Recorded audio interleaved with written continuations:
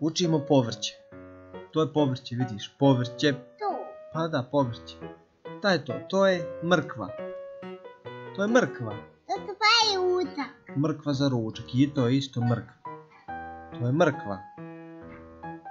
A šta je to? To. To je krompir. Krompir.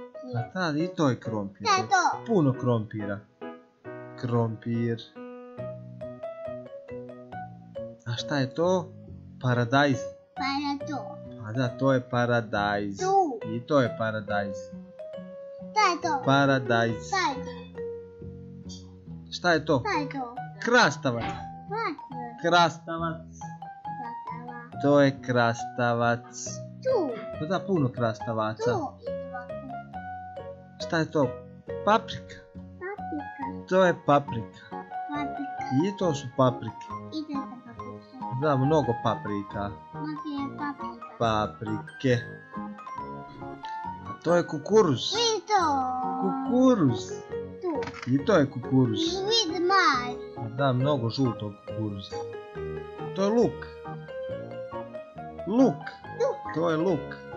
To je bijeli luk. I to je luk. A šta je to? Kupus.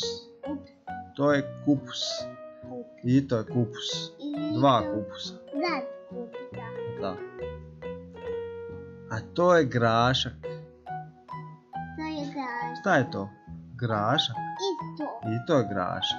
Da, to je grašak. A to su mahune. Mahune. To su mahune. Tu. A da. A to je karfiol. A to je trava. To je karfiol.